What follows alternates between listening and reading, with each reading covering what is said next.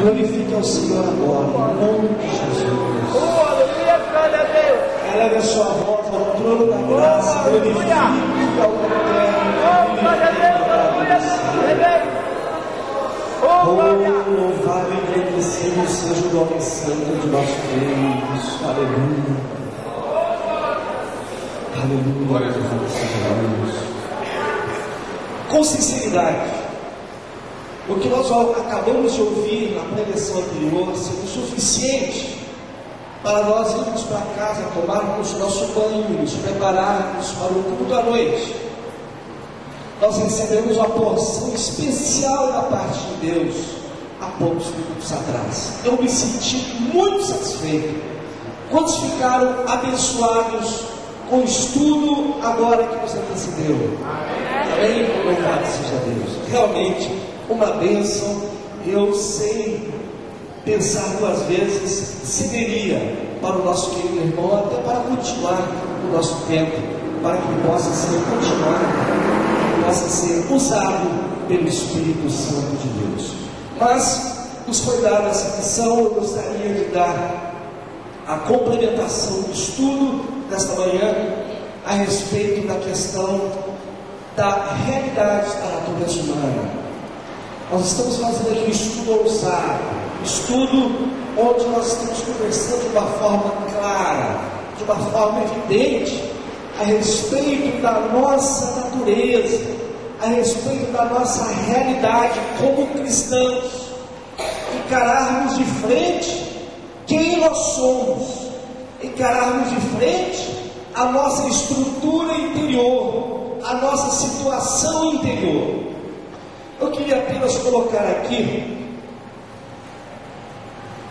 qual é o sentido deste trabalho, desse projeto. Eu já vos disse e repito, que nós temos uma dedicação especial na área de restauração, de vidas. Para os irmãos que não estiveram nem ontem e hoje pela manhã, nós temos um trabalho, uma clínica, uma sala de aconselhamento pastoral ali em Brasília, onde nós atendemos principalmente crentes, mas nós atendemos também espíritas, atendemos pessoas católicos, outras pessoas, claro, com uma tônica de evangelização.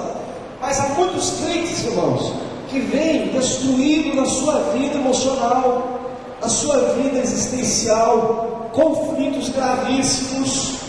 São pessoas que estão comprometidos em algum pecado grave. Não necessariamente, nem sempre. A pessoa que vem se arrastando ali a nos procurar, não significa necessariamente que são pessoas que são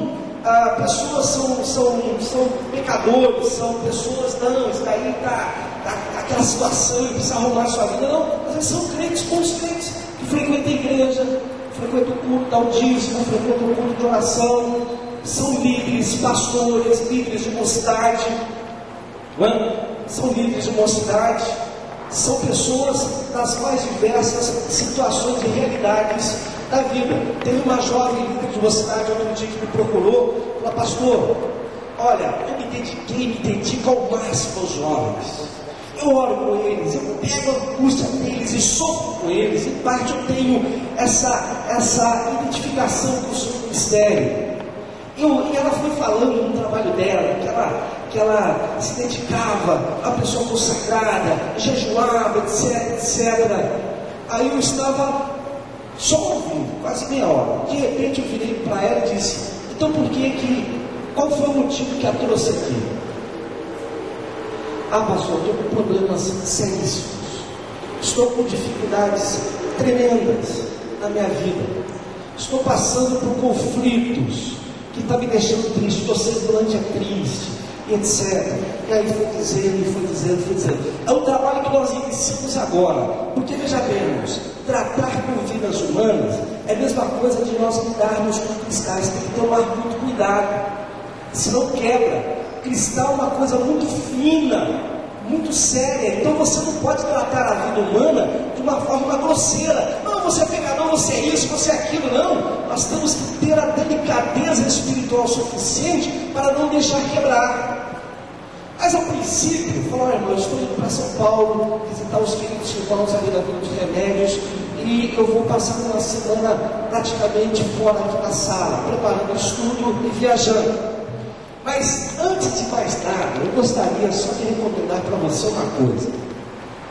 Ela se assustou quando eu recomendei para ela: irmã, pega uma bicicleta, vai andar de bicicleta. Irmã, vai dar uma volta na praça. Irmã, vai olhar o espaço, vai olhar a natureza, olhe para cima, olhe para si mesmo. Você é gente, você é ser humano, você tem rim. Você não foi arrebatada não, irmão. Você é ser humano, você é gente. Você precisa respirar. Na parte espiritual, você está absolutamente dentro das exigências, dentro dos padrões, dentro dos requisitos bíblicos. Mas você se esqueceu também que você é um ser humano.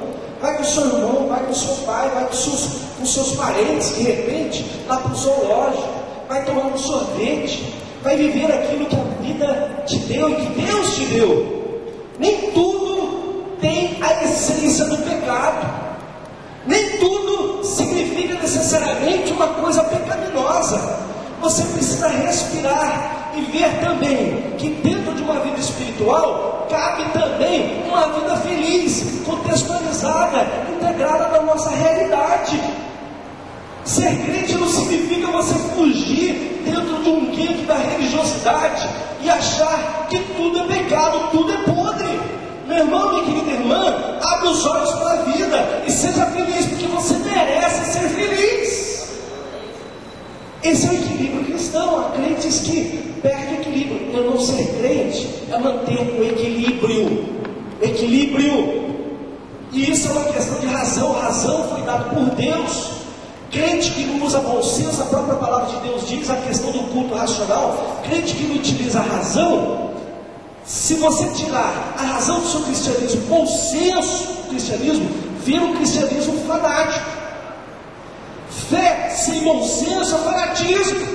Você tem que repensar de vez em quando o seu comportamento, para você não ser uma coisa esquisita aí pela rua. Você tem que exalar cheiro de Cristo e não cheiro de angústia, cheiro de caixa fechada, de gesso religioso, meu querido. Se desprenda do gesso religioso e exale o cheiro de Cristo. O cheiro de Cristo é agradável, não serve de ridículo a ninguém. O cheiro de Cristo é agradável.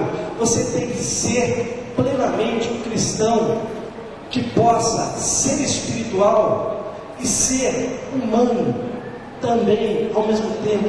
E por que não? A única coisa que Jesus veio aqui pisar foi sobre a cabeça de Satanás e também reprovar as obras do diabo, que é o pecado. Mas Deus nunca proibiu de você ser um ser humano.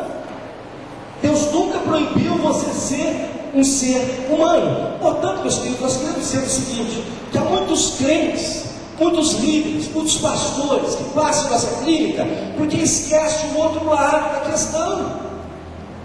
Esquece o outro lado da questão. Tantos pastores angustiados, tantos pastores estressados, tantos pastores com conflitos tremendos, porque esquecem que são seres humanos que precisam respirar, viver e ser felizes.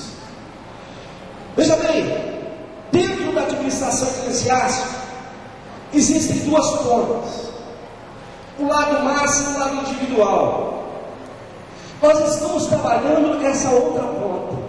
Nós, como líderes, somos especialistas na administração eclesiástica por massa. Fazemos bons eventos, enchemos estádios, enchemos clubes, fazemos grandes trabalhos de massa. Mas nós somos inábeis, somos meio desajeitados quando se trata de tirar o indivíduo da multidão. É aí que exige a especialidade espiritual necessária. E aí que se faz necessário, porque é tirando o rosto da multidão, é que nós vamos olhar no olho e perguntar para o irmão, como vai você? Sabe aquela pergunta que nós fazemos de prática? Como vai você? Você já perguntou isso para o seu irmão? Como vai você? Pergunte para o seu irmão que está ao seu lado, como vai você? Pergunta, como vai você? O que a pessoa responde? Na rua, como vai você? Tudo bem. Aí você vai andando com aquela pessoa, vira uma esquina, vira outra, chega debaixo de uma árvore, senta debaixo do topo ali, debaixo do topo não, senta no topo de pau, né? Senta em cima de alguma coisa qualquer, uma pedra, e pergunta, irmão, tudo bem mesmo? Aí a pessoa fala assim, irmão, tudo bem, mas tem um lado da minha vida que está ruim, está difícil. Irmãos, tirar o indivíduo da multidão foi um grande desafio de Jesus. Quem gostava de Zaqueu? Ninguém. Só Jesus. Jesus tirou o indivíduo, Jesus tirou Zaqueu da multidão. Era o pior. E Jesus tem uma atração pelo pior, irmãos, que vocês nem calculam. Jesus sempre teve atração pelo pior. Os melhores, Jesus virou as costas, eram os fariseus, escribas. Jesus teve uma atração especial pelos piores. Aqui tiraram o indivíduo da multidão, tiraram o pior, tiraram o que mais sofre, tiraram o mais agonizante. Esse é o trabalho do Espírito de Deus nessa igreja, em qualquer lugar do mundo. O Espírito de Deus está procurando você. Você não é mais um rosto na multidão, não, meu querido. Você não é mais um número que está fadado a completar a grande massa de qualquer evento que se faça no Brasil e no mundo. Deus quer sentir o seu cheiro. Deus quer conhecer o seu respirar, o seu hálito. Deus quer conhecer o seu rim. Era no rim que passam as emoções? Gente que tem problema de emoção pode ver que o rim dele é um frangalho. Coração é apenas um objeto figurativo. Mas é lá no rim que a coisa complica, quando as emoções estão complicadas. Deus quer conhecer o seu rim, seus rins, o seu fígado. Deus quer conhecer, aliás, Ele conhece, mas Ele quer conhecer também no sentido de interagir. É isso que Deus quer conhecer. É claro que Deus conhece, da ponta do nosso cabelo até a planta dos pés, mas Deus quer conhecer no sentido de interagir. Aliás, a palavra conhecer no Velho Testamento significa uma interação tão íntima, tão próxima. E Adão conheceu Eva, e fulano conheceu ciclana. Significa aquela interação íntima. Deus quer dar, Deus quer promover essa intimidade entre você e Ele. Deus quer conhecer você nessa perspectiva. Deus quer tirar você da multidão, dizer assim, olha, agora é nós dois aqui, ó, olho no olho, olho no olho, nós dois aqui. Não tenha medo de Deus, meu querido. Não tenha medo de Deus, meu querido. Não pense que esse conceito católico de que Deus é um velho de barba branca, pronto para dar chicotada no primeiro que errar, isso daí é coisa da mitologia, coisa medieval. Deus é amor, e Ele não é incoerente a si mesmo. Se você se apresenta a Ele de uma forma transparente, de uma forma de peito aberto, é aí que ocorre, que se consubstancia o processo de aperfeiçoamento. Cristianismo é aperfeiçoamento, cristianismo é desenvolvimento, cristianismo é crescimento. Eu vou repetir porque um rádio ali do inimigo, dos fios de Belial, atrapalhou a mensagem, mas eu vou repetir para você. Crescimento, a vida cristã é crescimento, é desenvolvimento, é aperfeiçoamento. E Deus quer promover isso na sua vida, quer fazer crescer áreas da sua vida muito importantes. Muito importantes. Deus quer fazer crescer áreas dentro da sua vida, seus instintos. Nós conversamos anteriormente que às vezes o crente sente instinto sexual que contradiz os ditames da igreja. Às vezes o crente passa na cabeça certas fantasias. O que é que você faz em secreto? O que é que você faz ou pensa em secreto? Deus quer conversar com você a respeito disso, meu querido. Deus quer dialogar, um diálogo de crescimento e de uma cirurgia restauradora a respeito disso. Seja claro com Deus. Deus, o que eu faço em secreto, o que eu penso em secreto, as minhas áreas mais íntimas, as minhas fraquezas mais profundas. Deus, eu quero conversar contigo aqui face a face. Senhor, eu sei que Tu não vai me menosprezar, Tu não vais vir agora me colocar em condenação. Deus não vai agora interceder no fator escatológico, a condenação e juízo final. Hoje é tempo da graça, e graça significa sustentação. Deus agora vai sustentar você dentro das suas limitações, dentro das suas fraquezas.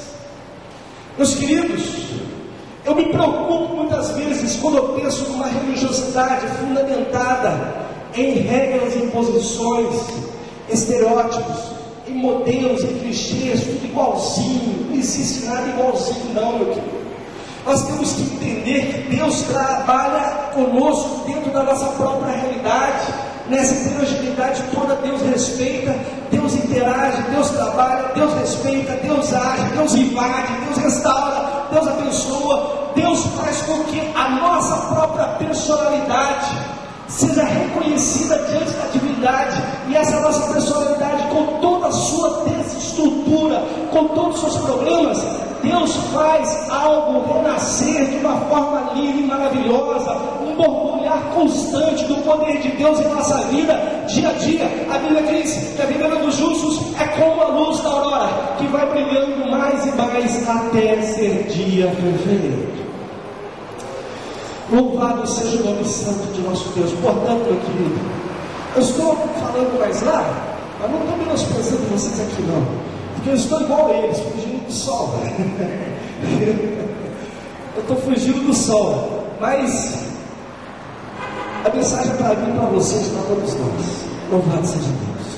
Deus quer tirar você da multidão, Deus quer tirar você e fazer com que você se olhe a si mesmo e veja o quanto que você é um ser humano necessitado de Deus. Mas se eu começar a olhar a mim mesmo, eu vou ver que eu sou um homem miserável. Mas você não está só nessa história não. Nós falamos inclusive na mensagem anterior que Paulo, quando começou a olhar a si mesmo, ele gritou: miserável homem que sou. Ele reconheceu a sua própria estrutura, a sua própria carência. Louvado seja Deus. Apenas como nós. A natureza humana de Jesus era fraca, conforme Coríntios 13:4. Jesus foi crucificado por fraqueza, foi tentado, mas sem pecado. Mas todos nós, temos algo a restaurar, a aperfeiçoar em Deus. Louvado seja Deus. Agora, vamos ver aqui. Paulo apela também à paciência. Estamos falando alguma coisa da mensagem anterior. 1 Tessalonicenses 5, 14 e 15 diz: sejais pacientes para com todos, vê que ninguém dê a outro em mal por mal, mas seguir sempre o bem, tanto para uns para com outros, como para com todos. Meus queridos, você expor falha é um desafio muito complicado, eu reconheço isso. Não é para qualquer pessoa que você pode expor as suas falhas. É complicado isso, nós temos visto ao longo do tempo. Não é qualquer presbítero que está preparado para ouvir a você expor as suas falhas no trabalho de aconselhamento. Não é qualquer evangelista, não é qualquer missionário, não é qualquer pastor, não é qualquer membro, não é qualquer professor de escola dominical. A questão de você se expor, você do jeito que você é complicado. Por isso que na igreja nós temos o costume de nos fecharmos e nos moldarmos automaticamente dentro dos requisitos exigidos dentro da comunidade. Porque às vezes na segunda, na terça, na quarta-feira, quem sabe nas caladas da noite, nas madrugadas, você não é tanto quanto no domingo à noite. Perdão, meu querido, eu não estou colocando você numa situação constrangedora, só estou dizendo a questão aqui da nossa realidade plena, integralizada, integral, de segunda a segunda. Mas quando a gente coloca o pé na escada da igreja, a gente veste a roupa da nossa denominação. A começar pela gravata. A começar pela gravata. A gente coloca o pé na escada, a gente já veste as vestes sacerdotais, de obreiro, etc. E pronto. E cumprimenta, você dá o seu melhor sorriso para o Senhor. Porque se você não der para o Senhor, esse está ruim. Você tem que dar o seu código secreto denominacional. A paz do Senhor. Porque você não cumprimentar com a paz do Senhor, você está pecando, você está em pecado, você está desviado. Vamos começar aqui a questão dos preconceitos que envolvem, por exemplo, as questões de você ser muito transparente. Muitas vezes o sistema nos obriga a vestirmos uma capa da religiosidade, a fugirmos da transparência da verdade. Vejam bem, porque é a questão do preconceito. Se você, por exemplo, não cumprimenta com a paz do Senhor, porque de repente você não está com paz, alguma coisa está lhe incomodando, o seu filho está drogado, você está vivendo um problema seríssimo na sua casa, você não está em paz, meu querido, você está em paz com Deus, mas você não está em paz em família. Como é que você vai dar a paz do Senhor? De repente eu vou dar a paz do Senhor aqui, vou estar mentindo, porque eu não estou em paz, eu acabei de brigar com a minha mulher agora, foi um pega terrível, ela nem vem para o culto, agora eu tenho que chegar na igreja e dar a paz do Senhor. Eu tenho que ser verdadeiro? Sou obrigado, porque se eu não der a paz do Senhor, as pessoas vão dizer que eu estou desviado, que eu estou afastado. Veja, entuma-se com esse barulho. Aonde vai os nossos preconceitos denominacionais? Nós marginalizamos o fraco dentro de um sistema aparente, meu querido. O fraco não tem direito de ser fraco dentro da igreja, porque se ele tiver ousar ser fraco na igreja, ele é alijado, ele é marginalizado, ele é esquenteado. Por isso, ele tem que ser artificialmente forte para sofrer verdadeiramente a sua fraqueza na segunda, na terça, na quarta, na quinta. Aonde vamos? Com a institucionalização do espiritual, meu querido? Nós precisamos reaver a verdade plena da natureza humana, sem discriminar dentro da igreja. Por quê? Porque a igreja tem que voltar à sua vocação de base geradora de restauração de vidas, e não construtores de pessoas engessadas no sistema que artificializa o espiritual. Olha, meu querido, pense nisso. Pense nisso. Nós não podemos discriminar o fraco dentro da igreja, porque ele se encolhe e ele passa a viver uma mentira dentro da igreja. Eu sou filho de pastor da Assembleia de Deus. Eu sou pastor da Assembleia de Deus. Amo a Assembleia de Deus e nunca vou sair da Assembleia de Deus. Pelo menos é assim, é o meu desejo. Mas, meus queridos, há coisa que nós precisamos repensar seriamente. Há coisas que nós precisamos repensar seriamente e urgentemente. Antes que nós estaremos construindo igrejas fossilizadas. A Europa, grandes templos, maiores e mais bonitos do que os de hoje. No entanto, cheio de bancos vazios. E quando sentam pessoas ali, e pessoas vazias também. Por quê? Porque se preocupam muito com o aparente, com o material, e se esqueceu que Deus é Espírito, e que Deus interage com o indivíduo em particular. Se esqueceram do crescimento individual, se esqueceram apenas, se lembraram apenas do tijolo. Um dia eu preguei numa convenção, fiz o desafio, mesmo que eu não volte nessa igreja, disse: eu vou vos dizer agora, nesta noite, pastor, o que é mais importante na sua igreja? A ovelha da sua igreja ou o tijolo da sua igreja?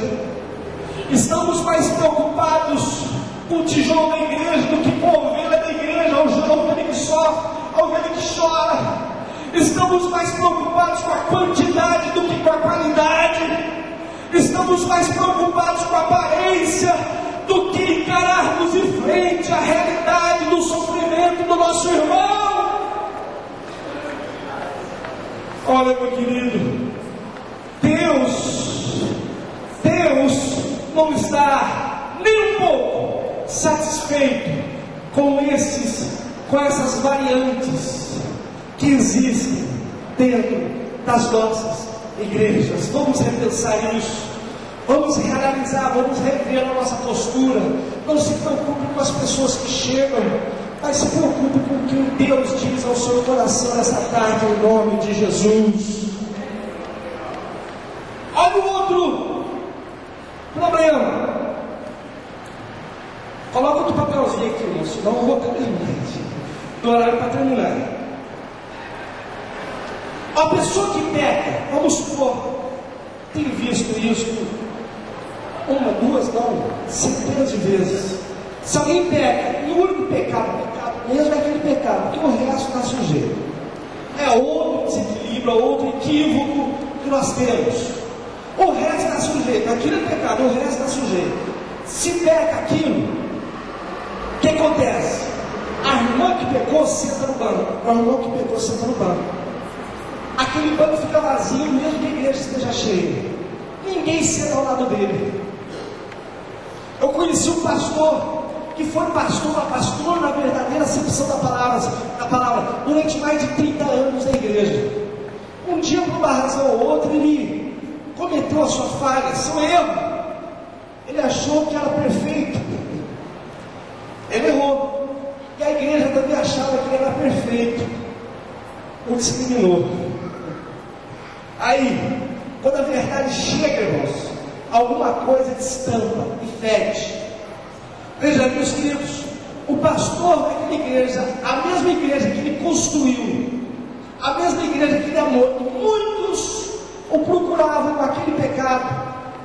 E ele muitas vezes abençoava, ajudava, perdoava, e dava um jeito e a pessoa era restaurada. Um dia chegou a vez dele, ele pecou. Ele foi excluído. Nos cultos, quando ele chegava no culto, ele sentava no banco, aquele banco ficava vazio, mesmo a igreja cheia, porque ninguém sentava ao lado dele. Ninguém sentava ao lado dele. É questão da discriminação e do preconceito. Nós obrigamos o fraco a ser forte artificialmente. Nós forçamos o fraco a ser forte. Nós empurramos goela abaixo uma força inexistente nesse crente. Isso que está ocorrendo em muitas igrejas no Brasil causa-nos preocupação. O que vai parar, até onde vai chegar? E o povo não é tão bobinho assim, não, irmãos. Um dia o povo vai dizer basta a tudo isso e vai dizer: olha para mim, eu sou gente, eu não sou mais um número na multidão. Ou me socorre, ou vamos novamente eleger um novo Lutero,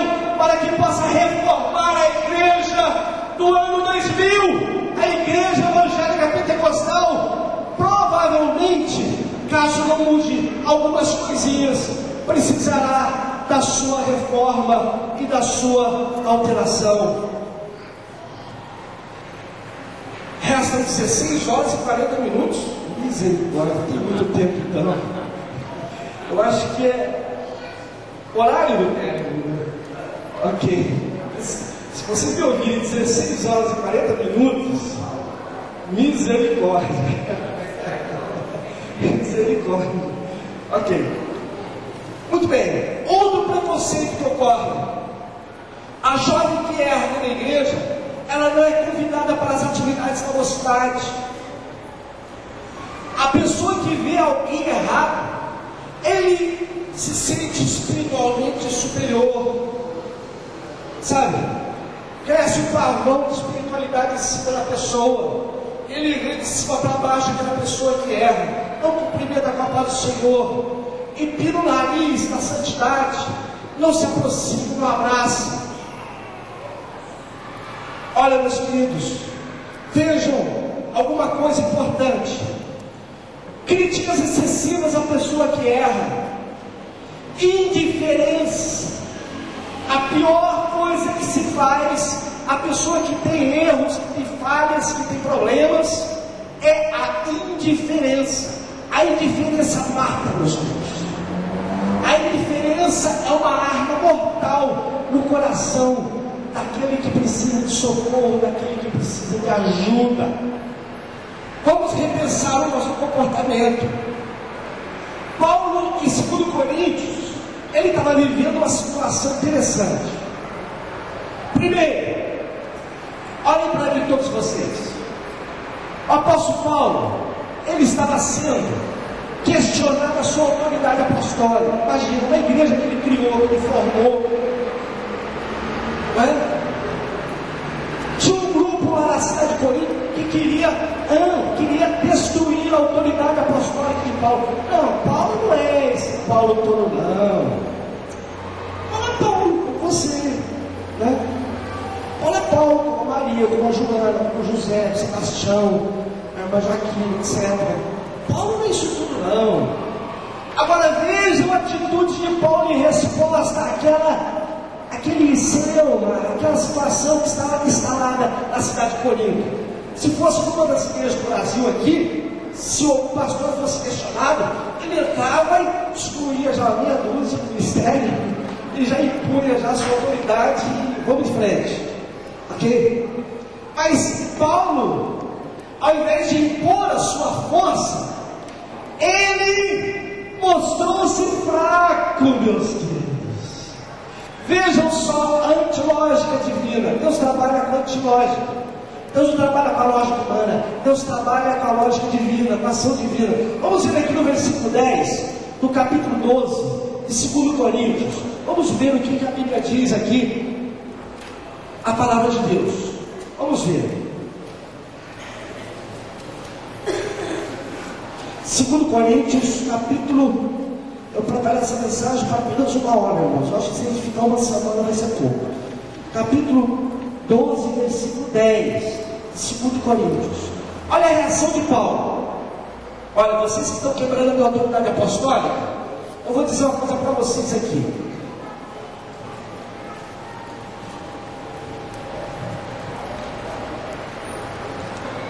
Pelo que sinto prazer nas fraquezas.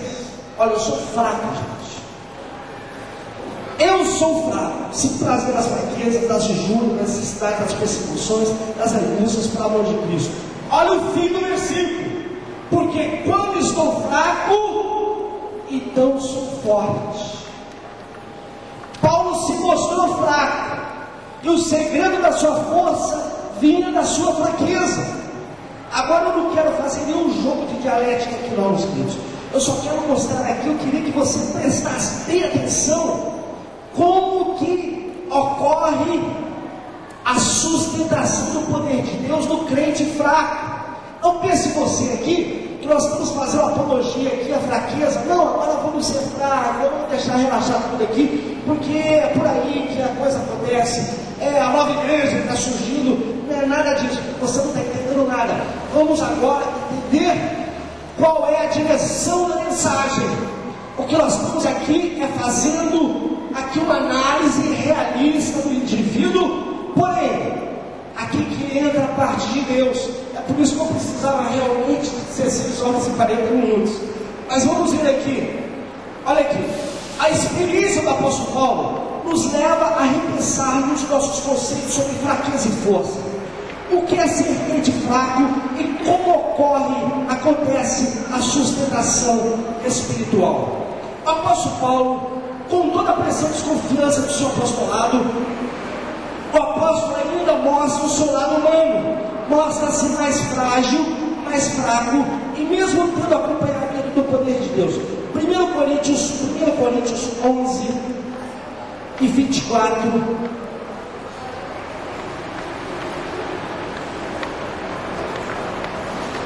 Vamos ver se essa referência está certa.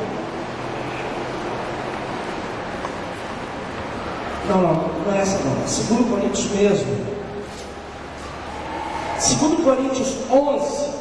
Você lê em casa, a gente não vai ter tempo não. 11, 24 até o versículo 28. Ele fala: olha gente, vocês estão aí denegrindo a minha autoridade. Eu já fui açoitado em viagens, em trabalho e fadiga, sofri frio. Além das coisas exteriores, me oprime cada dia o cuidado de todas as igrejas. Olha, realmente, eu não sou esse Paulo todo não, que vocês estão querendo mostrar. Eu sou fraco. O versículo 28, o versículo 29, deixa eu pular alguns pontos aqui. Vamos para o capítulo 12 e o versículo 7. Paulo recebeu algumas revelações, e para que ele não se exaltasse pelas recebências das revelações, foi-lhe dado um espinho na carne, a saber, um mensageiro de Satanás, para me esbofetear, a fim de não me exaltar. Que espinho é esse? Ninguém sabe. Se é um espinho circunstancial, se é físico, se é emocional, ninguém sabe. Mas Paulo mostrou que ele era uma pessoa fraca, que inclusive tinha um espinho na carne. Ele tinha uma fraqueza. Olha gente, olha, eu tenho espinho, eu tenho um problema, em outras palavras, eu tenho uma dificuldade comigo. E olha que eu já orei para me libertar deste incômodo que dói. Quantas pessoas têm um incômodo que dói? E já orou e Deus o respondeu. O silêncio de Deus é um mistério que cabe à divindade. A nós não cabe questionar as respostas de Deus. Porém, eu vou dizer o seguinte, que Paulo aqui tinha um espinho na carne. Ele orou, ele não obteve resposta. Mas qual foi a resposta que Paulo teve? Olha aqui, capítulo 12, 2 Coríntios, e o versículo 9. Versículo 8 ele falou: olha, orei 3 vezes ao Senhor para que se desviasse de mim. O versículo 9 diz, ele disse: qual foi a resposta de Jesus para Paulo? A minha graça te basta. Repita comigo: a minha graça te basta. Mais alto, por gentileza: a minha graça te basta. Como que ocorre a sustentação do crente? Com a graça de Deus. A graça de Deus é multifacetada, é multiforme. A graça de Deus não é escola. A graça de Deus é virtude e poder. E é isso que sustenta nós fracos. E vem aqui a complementação do versículo: porque o meu poder se aperfeiçoa na fraqueza. Agora eu queria a atenção de todos aqui em nome de Jesus. Atenção. O que é que você entende por poder de Deus? Eu vou mexer com você agora. O que é que você entende por poder de Deus? Cadê os teólogos aqui? Menos o expert que está aqui nesse primeiro banco, né? Que está aqui só me vigiando. Mas eu gostaria de falar com os demais teólogos que estão aqui. O que é que você entende por poder de Deus? Poder de Deus, você imagina o poder de Deus? algo inacabado. Existe um teatro lá na Bahia, eu sei que é um teatro inacabado. Por quê? Porque começou a construir e não terminou. Teatro inacabado. Você imagina o poder de Deus inacabado? Você imagina o poder de Deus? Essa madeira antes era uma árvore. Para que ela chegasse a esse móvel, ela passou por um processo, cujo processo iniciou-se pela sua parte primitiva, a árvore, passou para as serras. Suponhamos que o marceneiro serrasse alguns pedaços e deixasse ali. Esse móvel estaria perfeito? Não, porque seria apenas pedaço de pau colocado num canto ali. Se ou não, concorda, meus queridos?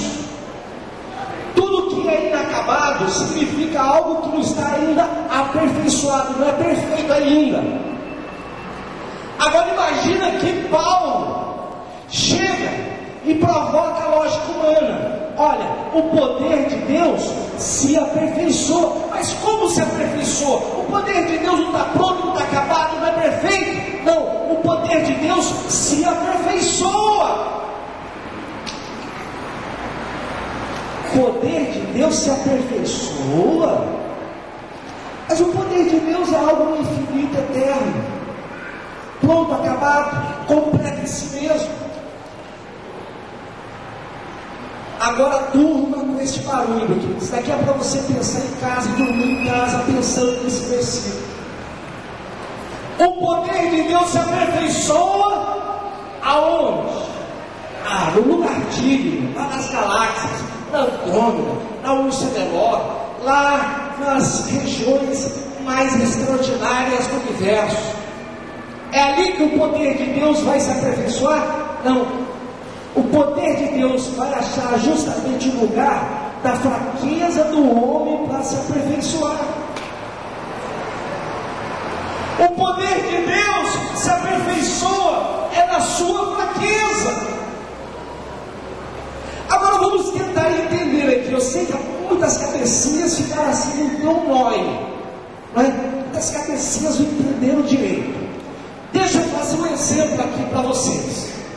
Vamos supor que o nosso querido irmão Alcido seja o maior cantor do planeta, o mais perfeito cantor do planeta.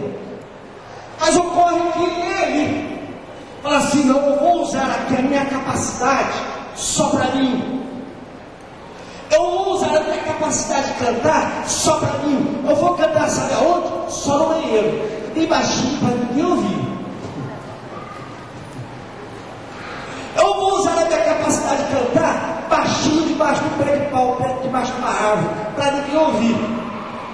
O que é que o irmão Alcido estaria sendo? Um menino egoísta, não é verdade? Não é? O grande artista: não, eu vou pintar aqui meus quadros e vou guardar só para mim. Tem um grande milionário aí que está construindo uma grande mansão e quer que o túmulo dele seja debaixo da casa. Ele nem se casar, não se casa para não dividir o dinheiro dele, porque ele quer o dinheiro só para ele. O grande cantor fala assim: não vou cantar para ninguém não. Você acha que eu vou cantar para pobre? Né? Como aquele personagem lá naquele programa da televisão: eu tenho horror a pobre, eu não vou cantar para pobre, eu não vou cantar para ninguém não, vou cantar só para mim. Eu não vou me preocupar com ninguém não. Esse meu poder, essa minha capacidade é só minha. É só minha. Seria perfeito esse dom dele? Essa capacidade dele seria perfeita? Seria questionada. Mas como é que você, tendo esse dom, essa capacidade, você não transforma isso a público, não se torna conhecido? Assim agora vamos navegar agora no plano espiritual. Deus lá na eternidade, conversando com Jesus, disse: olha meu filho, nós temos poder, nós temos, todo poder nos pertence, mas acontece que existe lá no planeta Terra pessoas que estão se arrastando, pessoas que estão sofrendo, pessoas que estão chorando. Será que nós vamos ficar alheio agora à fraqueza humana que está se arrastando lá no planeta Terra? Jesus disse: olha Pai, Tu és amor, Nós não podemos, em hipótese alguma, nos omitirmos a esta realidade da existência humana, considerando as suas fraquezas e debilidades. Então Deus amou o mundo de tal maneira que deu o seu Filho unigênito, para que todo aquele que nele crê não pereça, mas tenha vida eterna. Aí o poder de Deus desceu na sua glória, habitou entre nós, e coabitou e habitou aqui, e viveu e comeu com prostitutas, com ladrões, com miseráveis, com pessoas que sofrem. O poder de Deus se tornou perfeito no momento em que habitou na fraqueza humana. O poder de Deus se aperfeiçoou na fraqueza humana. Sabe por quê, meu querido? Você pode não concordar, mas eu não estou nem preocupado se você vai concordar ou não. Se Deus, no seu imenso poder, não se preocupasse com a fraqueza humana, Ele seria questionado na eternidade. Que perfeição de poder é essa? Que pessoas que se arrastam e há uma omissão na dimensão da divindade. Mas Deus amou o mundo e veio e se integrou, interagiu, e o poder de Deus se tornou perfeito. Por quê? Porque o poder de Deus se expandiu ali, começando em Jerusalém, a Judéia, até os confins da terra, chegando até os meus remédios. O poder de Deus está aqui, o poder de Deus está invadindo este lugar, na fraqueza humana, na sua necessidade, na sua realidade. O poder de Deus se aperfeiçoa, se completa, exatamente na sua fraqueza. Porque o poder de Deus isolado é egoísmo da divindade, e Deus não é Deus egoísta. Deus é um Deus que interage com a fraqueza humana. É por isso que a palavra de Deus diz: o meu poder se aperfeiçoa na fraqueza. Louvado e agradecido seja o nome santo do nosso Deus.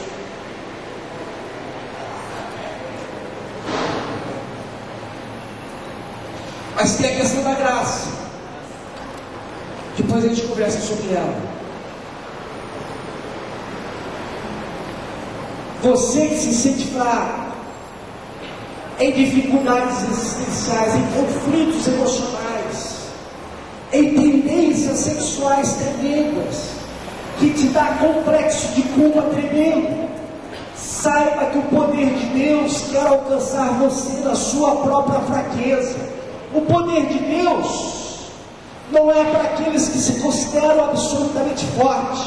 O poder de Deus é para você que está em dificuldade sexual, em dificuldade matrimonial, em dificuldade de relacionamento com seus filhos, com a sua esposa, em dificuldade emocional, com síndrome de pânico, com estresse, com depressão, com toda sorte de lixo que a vida urbana lhe oferece. O poder de Deus quer interagir com você. E a graça sustentadora de Deus quer resgatar você e lhe dar passos firmes, colocar os seus pés sobre uma rocha, para que você diga: eu não sou vencedor, eu sou mais do que vencedor. Aleluia, louvado seja Deus.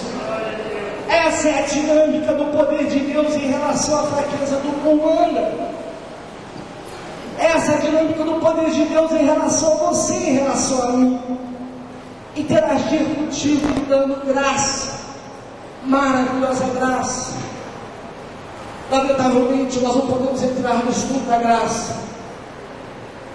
Louvado e agradecido seja o nome do nosso santo, do nosso Deus. Tem aqui tem mais 2 minutos? Tem aqui um pedido para explicar o conceito de pecado, pecadinho e pecadão. Isso é uma pergunta que é anônima, que disseram aqui. Pecado, pecadinho, é uma música? É o título de alguma música? Algum pagode, gospel, surgindo por aí?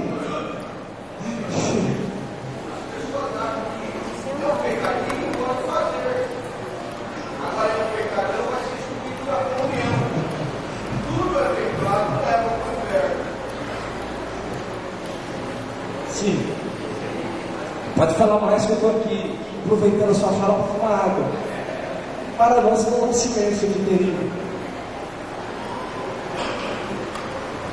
Meu querido, a instituição, o homem, ninguém tem o direito de dizer, de fazer uma lista do que é pecado e do que não é pecado. Os fariseus já cansaram de fazer isso. Irmãos, nós vamos ressuscitar uma religião morta do farisaísmo. Farisaísmo que gostava de dar uma lista de pecado. Olha, isso daqui é pecado, vai ser excluído. Isso daqui é mais ou menos, dá um jeito aqui, a gente conversa aqui com o presidente e tal. O outro lá, não, nem me fala. Isso aí, ó, eu também entender, etc. Meus queridos, nós estamos ressuscitando a religião dos fariseus. Estamos listando o pecado. Deus não tem compromisso com o pecado. Não interessa se é pecado, pecadinho, pecadão. Deus tem compromisso com você, com a sua vida, com o seu sentimento, com a sua alma, com o seu coração. Deus quer resgatá-lo, aperfeiçoá-lo e fazê-lo crescer dentro da sua própria realidade. Muitas vezes quiseram pegar a Jesus a respeito disso. Quiseram fazer de Jesus alguém que fizesse uma lista do que é pecado e do que não é pecado. Não é? Quiseram fazer de Jesus alguém que estabelecesse aí uma lista de pecados e pecadinhos e pecadões. É complicado isso, irmãos. É complicado. Muito complicado. Inclusive hoje, as nossas eclesiopatias, sabe o que é eclesiopatia? Vamos deixar isso de lado.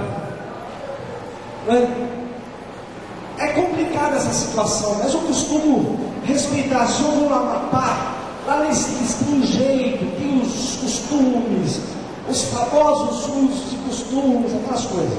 Lá no Rio Grande do Sul é outra listinha que tem, né? Lá no Rio de Janeiro é outra lista, lá em Brasília é outra lista. Irmãos, vamos rasgar essa lista toda, vamos amar a Deus e mergulhar no grande poder de Deus.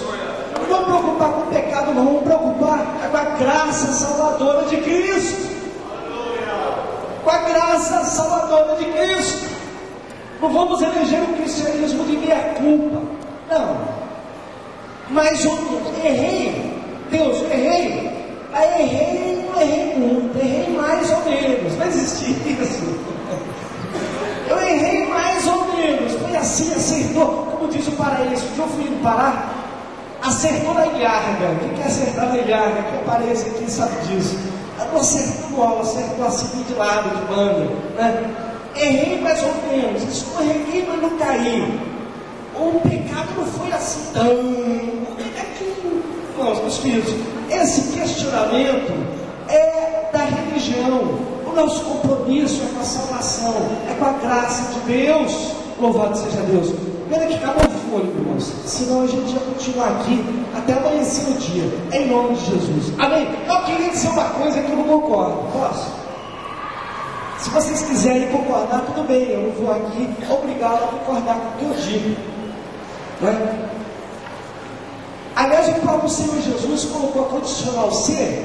Nem Jesus obrigou todo mundo a concordar com o que ele dizia. Se alguém quiser vir, se alguém tem sede, tem um hino que nós cantamos aqui, que foi, como é que mesmo, aquele hino, me ajuda a lembrar, como foi mesmo? Me livra da morte do mundo e do mal, não esquecerei. Nunca esquecerei, nunca esquecerei, nunca esquecerei, eu nunca esquecerei quem me fez também. Livrou-me da morte do mundo do mal, nunca esquecerei. Daqui a pouco vai nascer. Mundo do mal, nunca esquecerei. Livrou-me da morte do mundo do mal, nunca esquecerei. Eu nunca esquecerei quem me fez também. É um corinho lá do fundo do baú, muito bonito. Tem uma escola dominical, uma escola de férias, eu canto ele. E vou continuar cantando. E não vou deixar de cantar, mesmo concordando com o verbo colocado. O verbo livrar está no passado. livrou-me da morte do mundo e do mal. Só pode cantar esse corinho a igreja quando for arrebatada. Livrou-me da morte do mundo e do mal. Porque por enquanto nós ainda vamos morrer. Nós estamos no mundo, estamos ainda sob as influências do próprio mal. Agora a igreja arrebatada vai cantar a plenos pulmões: livrou-me da morte do mundo e do mal, nunca esquecerei. Livrou-me da morte do mundo e do mal, nunca esquecerei. Livrou-me da morte do mundo e do mal, nunca esquecerei. Eu nunca esquecerei o que me fez bom. Amém? Louvado seja Deus, louvado seja Deus. Amém? Gostaria de agradecer a oportunidade. Amanhã estaremos falando a última parte, que eu gostaria que todos estivessem. Mas eu gostaria de fazer uma reflexão, especialmente com os obreiros. Mas olha, inclusive jovens, adolescentes estão convidados a participar da palestra amanhã. Mas nós vamos conversar direitinho a questão dos obreiros e a sua vida pessoal, a sua vida ministerial, em nome de Jesus. Amém? Agradeço a oportunidade e volto a palavra ao nosso comandante. O comandante foi bom. Gostaria de convidar os irmãos para que nós nos colocássemos em pé.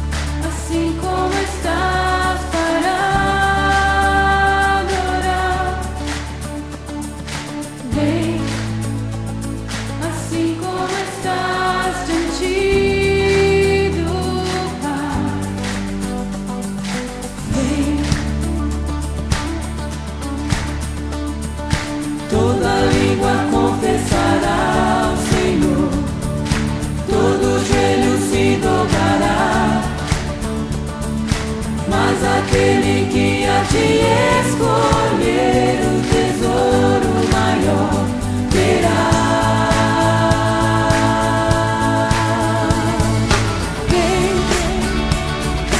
esta é a hora da adoração. Vem,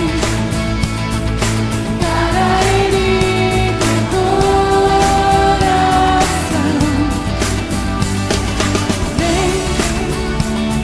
Assim como estás para adorar, vem, assim como estás contigo, Pai, vem. Toda língua confessará ao Senhor, todo joelho se dobrará. Mas aquele que a ti escolher o tesouro maior terá.